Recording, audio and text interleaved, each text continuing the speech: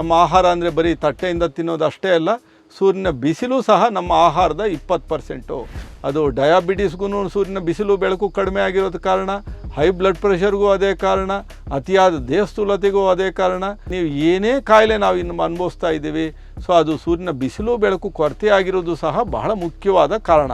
ಸನ್ಲೈಟಲ್ಲಿ ಆ ಎಳೆ ಮಕ್ಕಳನ್ನು ಅಲ್ಪ ಕಾಲ ಬೆಳಗಿನ ಎಳೆ ಬಿಸಿಲಿಗಿಟ್ಟಾಗ ಸಹಜವಾಗಿ ಲಿವರ್ ಡಿಟಾಕ್ಸಿಫೈ ಆಗುತ್ತೆ, ಲಿವರ್ ಚೆನ್ನಾಗಿ ಬೇಗ ವೃದ್ಧಿ ಆಗುತ್ತೆ. ಭಾಳಷ್ಟು ದೇಶಗಳಲ್ಲಿ ಸೂರ್ಯನ ಬಿಸಿಲು ಬೆಳಕು ಕಡಿಮೆ ಇರೋ ದೇಶಗಳಲ್ಲಿ ಸಹಜವಾಗಿ ಅವರಿಗೆ ವಿಟಮಿನ್ ಡಿ ಕಡಿಮೆ ಇರುತ್ತೆ. ಹೀಗಾಗಿ ಇಲ್ಲಿಗೆ ಬಂದು ಸನ್ ಬಾತ್ ಅಂತ ಮಾಡ್ತಾರೆ. ಈಗ ಇಡೀ ದಿನದ ಸೂರ್ಯನ ಬೆಳಕು ಒಳ್ಳೆಯದು ಅಥವಾ ಇಡೀ ದಿನದಲ್ಲಿ ಯಾವ ಸಮಯದ ಸೂರ್ಯನ ಬೆಳಕು ಒಳ್ಳೆಯದು?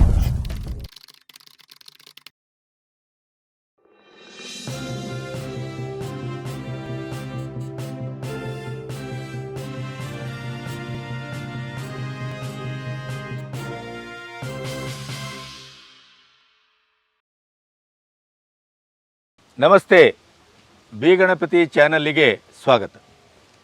ನಮ್ಮಲ್ಲಿ ನಮ್ಮ ಬದುಕಿಗೆ ಮತ್ತು ಈ ಪ್ರಪಂಚಕ್ಕೆ ಸೂರ್ಯ ಮತ್ತು ಸೂರ್ಯನ ಬೆಳಕು ಎಷ್ಟು ಮುಖ್ಯ ಅನ್ನೋದನ್ನು ಕೆಲವು ಖಗ್ರಾಸ ಸೂರ್ಯಗ್ರಹಣವನ್ನು ನೋಡಿದವರಿಗೆ ಅದರ ಅರ್ಥ ಆಗುತ್ತೆ. ಅಥವಾ ಸೂರ್ಯನ ಬಿಸಿಲನ್ನೇ ಕಾಣದೇ AC ರೂಮ್ನಲ್ಲಿ ಕೂತು ಕೆಲಸ ಮಾಡುವವರು ವರ್ಷಾನುಗಟ್ಟಲೆ ಎಂತೆಂಥ ಚರ್ಮದಿಂದ ಹಿಡಿದು ಹೃದಯದವರೆಗೆ ಎಂತೆಂಥ ಮಾನಸಿಕ ಕಾಯಿಲೆಯಿಂದ ಹಿಡಿದು ಪ್ರತಿಯೊಂದಕ್ಕೂ ತುತ್ತಾಗ್ತಾ ಇದ್ದಾರೆ ಅನ್ನೋದು ನಾವು ಇವತ್ತು ನೋಡ್ತಾ ಇದ್ದೀವಿ. ಆದರೆ ನಮ್ಮಲ್ಲಿ ಸೂರ್ಯ ನಮಸ್ಕಾರ ಅಥವಾ ಸೂರ್ಯ ಸ್ತೋತ್ರ, ಆದಿತ್ಯ ಸ್ತೋತ್ರ ಇತ್ಯಾದಿ ಬಹಳಷ್ಟು ನಮ್ಮ ಜ್ಞಾನದ ಪರಂಪರೆ ಇದೆಯಲ್ಲ, ಅದು ಅದ್ಭುತ. ಅದಕ್ಕಾಗಿ ನಮ್ಗೆ ಈಗಲೂ ಪಶ್ಚಾತ್ತಾಪ ಆಗೋದು, ನಲಂದದಂಥ ವಿಶ್ವವಿದ್ಯಾನಿಲಯದ ಜ್ಞಾನ ಸಂಪತ್ತನ್ನು 3.5 ತಿಂಗಳ ಕಾಲ ಸುಟ್ಟು ಅದನ್ನು ಭಸ್ಮ ಮಾಡಬೇಕಾಯಿತು. ಅಂದರೆ ನಾವು ಜ್ಞಾನಕ್ಕೆ ಎಷ್ಟು ಬೆಲೆಯನ್ನು ಕೊಟ್ಟಿದ್ದೆವು ಈ ನೆಲದ ಒಂದು ಪೂರ್ವಾಶ್ರಮದಲ್ಲಿ ಪುರಾತನರು ಅನ್ನೋದು ನಮಗೆ ಅರ್ಥ ಆಗುತ್ತೆ. ಹಾಗಾಗಿ ಸೂರ್ಯ ಕೇಂದ್ರೀಕೃತ ಬದುಕು ನಮ್ಮದು. ಆದ್ದರಿಂದಲೇ ಇವತ್ತು ರಾಜಶೇಖರ್ ಅವರು ಪ್ರಕೃತಿ ಚಿಕಿತ್ಸೆಯಲ್ಲಿ ಬಹಳ ಮುಖ್ಯವಾಗಿ ಬಳಸ್ತಾ ಇರುವಂಥದ್ದು ಗಾಳಿ, ಬೆಳಕು, ನೀರು. ಈ ಸೂರ್ಯನ ಕಿರಣ ನಮಗೆ ಎಷ್ಟು ಮುಖ್ಯ ಅನ್ನೋದ್ರ ಬಗ್ಗೆ ಇವತ್ತು ಅವ್ರ ಹತ್ರ ಮಾತಾಡೋಣ ಅಂತ ನಾನು ಇಲ್ಲಿ ಬಂದು ಕೂತಿದ್ದೇನೆ. ಸರ್ ನಮಸ್ತೆ. ನಮಸ್ತೆ. ಸೂರ್ಯನ ಬೆಳಕು ನಮಗೆ, ನಮ್ಮ ರಕ್ಷಣೆಗೆ, ನಮ್ಮ ಆರೋಗ್ಯಕ್ಕೆ, ನಮ್ಮ ಬದುಕಿಗೆ ಎಷ್ಟು ಮುಖ್ಯ ಸರ್? ಸೂರ್ಯನ ಬಿಸಿಲು ಬೆಳಕು ಇಲ್ಲ ಅಂದರೆ ಜಗತ್ತೇ ಇಲ್ಲ. ಸೊ ಇಡೀ ಜಗತ್ತು, ಇಡೀ ಭೂಮಿ ಏನಿದೆ, ಸೊ ಈ ಭೂಮಿಗೆ ಶಕ್ತಿನೇ ಸೂರ್ಯ. ಸೊ ಸೂರ್ಯನ ಬಿಸಿಲನ್ನು ಮರ ಗಿಡಗಳ ಮೇಲೆ ಬಿದ್ದಾಗ, ಬಿಸಿಲು ಬಿದ್ದಾಗ ಆ ಮರ ಗಿಡಗಳು ಆಹಾರನೇ ತಯಾರು ಮಾಡಿಬಿಡುತ್ತೆ.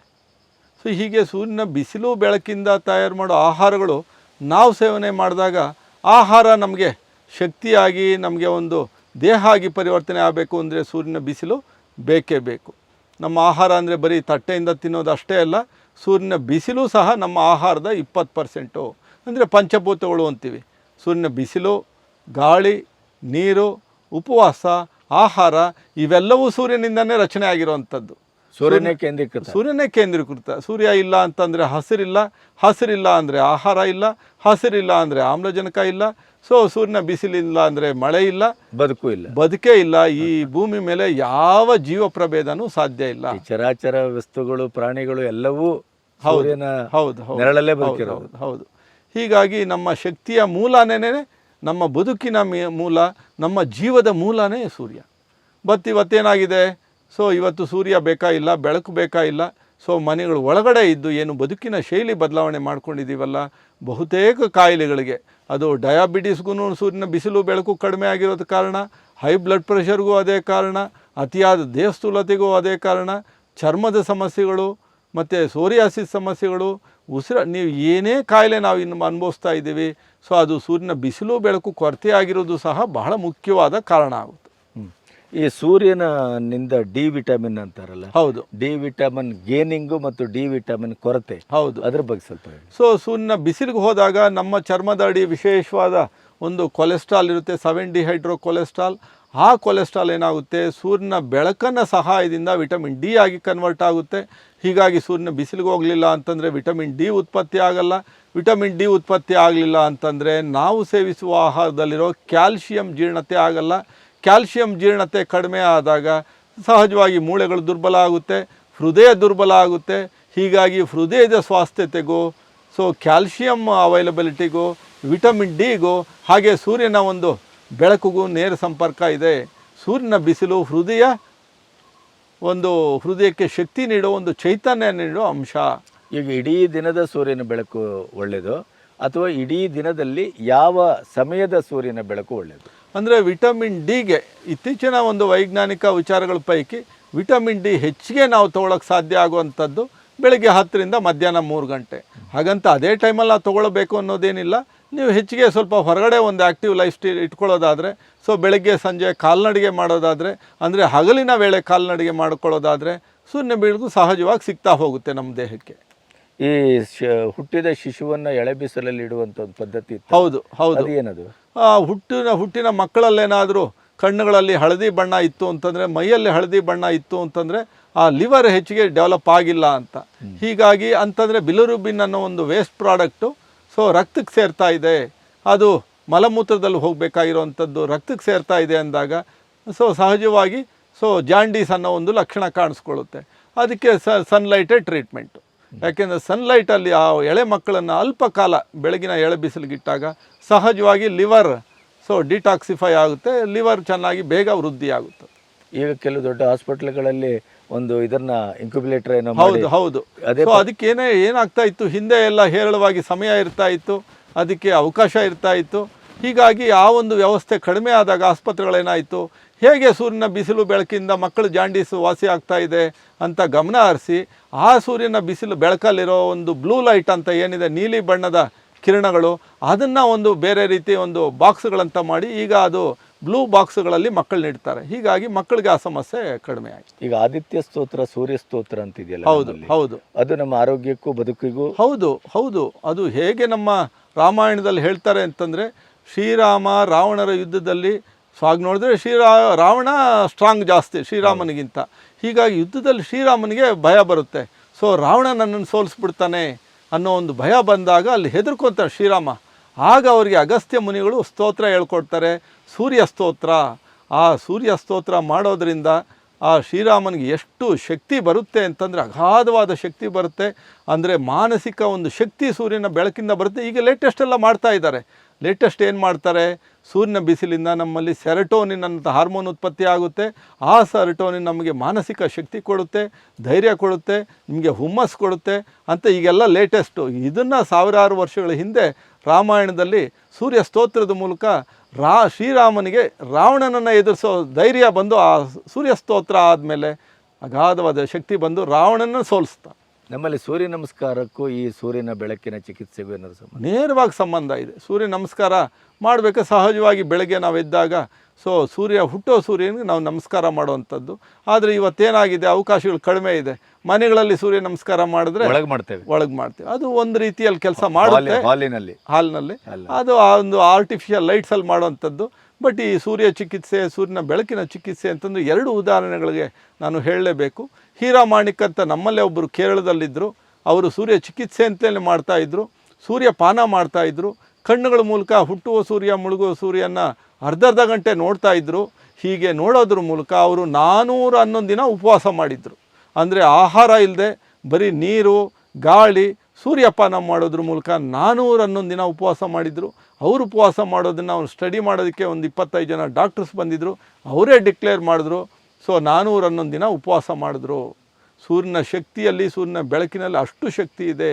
ಇದನ್ನು ಮೀರಿ ಇನ್ನೊಂದು ಅದ್ಭುತವಾದ ಉದಾಹರಣೆ ನಾನು ಹೇಳ್ತೀನಿ. ಸೊ ನೀಲ್ಸ್ ಫಿನ್ಸನ್ ಅಂತ ಒಬ್ಬರು MD ಡಾಕ್ಟ್ರ್ ಇದ್ದರು. ಅವರು ಮೆಡಿಸಿನ್ ಡಾಕ್ಟ್ರು. ಬಟ್ ಅವರೊಂದು ಸೂರ್ಯ ಚಿಕಿತ್ಸಾ ಕೇಂದ್ರ ನಡೆಸ್ತಾಯಿದ್ರು, ಯುರೋಪಲ್ಲಿ ನಡೆಸ್ತಾಯಿದ್ರು.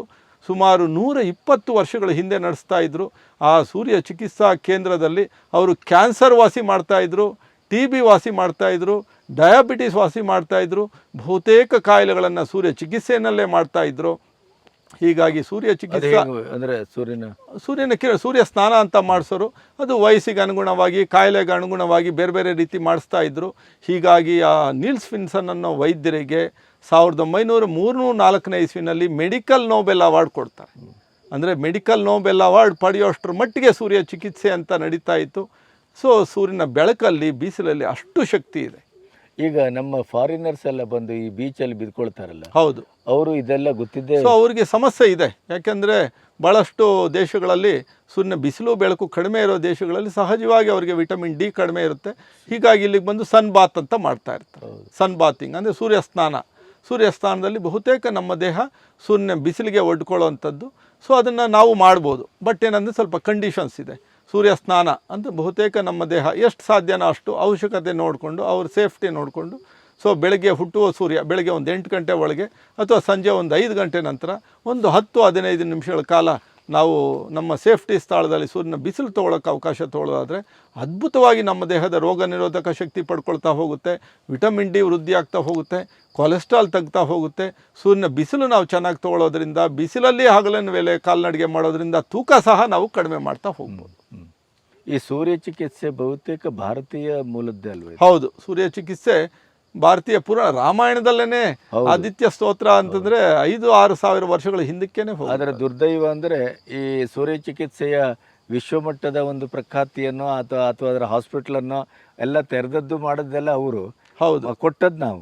ಹೌದು, ಭಾರತೀಯ ಒಂದು ವ್ಯವಸ್ಥೆ ಏನಿದೆ, ನಮ್ಮ ಸಂಸ್ಕೃತಿ, ನಮ್ಮ ಜ್ಞಾನ ಎಲ್ಲ ಇವತ್ತು ಭಾರತೀಯರಿಗೆ ಬೇಕಾಗಿಲ್ಲ. ಸೊ ಭಾರತೀಯರ ಒಂದು ಸೂರ್ಯ ಜ್ಞಾನನ ಅವರು ನೋಬೆಲ್ ಅವಾರ್ಡ್ ಪಡ್ಕೊತಾರೆ. ಸೊ ಸೂರ್ಯ ಚಿಕಿತ್ಸೆಯ ಮೂಲಕ ಅದೇ ಥರ ನಮ್ಮ ಆಯುರ್ವೇದ, ಯೋಗ, ಧ್ಯಾನ ಎಲ್ಲ ಹೊರಗಡೆ ಎತ್ಕೊಂಡು ಹೋಗಿದ್ದಾರೆ. ಪದ್ಧತಿಗಳು ಸಂಶೋಧನೆಗಳು ಮಾಡ್ತಾ ಇದ್ದಾರೆ. ಹಾಗೆಯೇ ನಮ್ಮ ಉಪವಾಸ ಪದ್ಧತಿಯನ್ನು ಏನು ಸರ್ವಜ್ಞ 400 ವರ್ಷಗಳಿಂದ ಹೇಳ್ತಾರೆ, ಲಂಘನಂ ಪರಮೌಷಧಂ ಅಂತ ನಾಣ್ಣುಡಿಗಳು ಹೇಳುತ್ತೆ. ಒಮ್ಮೆ ಉಂಡವ ಯೋಗಿ ಬಿಮ್ಮೆ ಉಂಡವ ಭೋಗಿ ಅಂತ, ಲಂಘನಂ ಪರಮೌಷಧಂ ಅಂತ ಜನಪದ ಹೇಳುತ್ತೆ.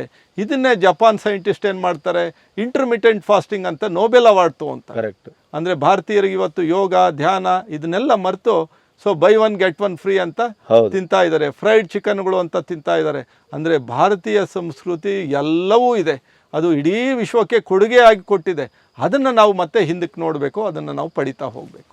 ವೀಕ್ಷಕರೇ, ಇಲ್ಲಿಯವರೆಗೆ ಹಲವಾರು ವಿಷಯಗಳ ಬಗ್ಗೆ ಮಾತಾಡಿದೆವು. ಈ ಮಾತುಕತೆ ಇನ್ನೂ ಮುಂದುವರಿಯುತ್ತದೆ ಬೇರೆ ಬೇರೆ ಸಬ್ಜೆಕ್ಟ್ಗಳ ಮೇಲೆ. ಇವತ್ತು ನಾವು ಸೂರ್ಯ ಚಿಕಿತ್ಸೆ ಅಂತ ಏನು ಮಾತಾಡಿದೆವು, ಸೂರ್ಯ ನಮಸ್ಕಾರವನ್ನು ಆದಷ್ಟು ಈ ಮಾತುಗಳನ್ನು ರಾಜಶೇಖರ್ ಅವರ ಬಾಯಿಂದ ಕೇಳಿದ ಮೇಲಾದರೂ ಮನೆಯ ಒಳಗಡೆ ಮಾಡುವ ಬದಲು ಸೂರ್ಯನ ಬೆಳಕಲ್ಲಿ ಮಾಡಿ, ಸೂರ್ಯನ ಬೆಳಕು ನಮಗೆ ಎಷ್ಟರ ಮಟ್ಟಿಗೆ ಮುಖ್ಯ ಅನ್ನೋದನ್ನು ಅವರು ಇವತ್ತು ತಿಳಿಸ್ಕೊಟ್ರು.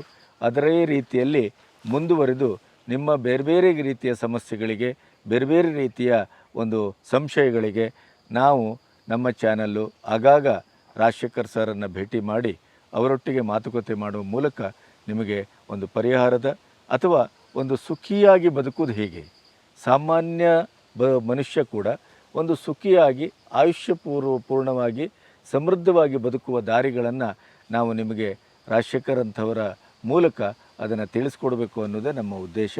ಆ ಕಾರಣಕ್ಕಾಗಿ ಈ ಸೀರೀಸನ್ನು ಮಾಡ್ತಾ ಇದ್ದೇವೆ ಮತ್ತು ಅದನ್ನು ಮುಂದುವರಿಸ್ತೇವೆ. ಸರ್ ನಮಸ್ತೆ. ನಮಸ್ತೆ. Thank you.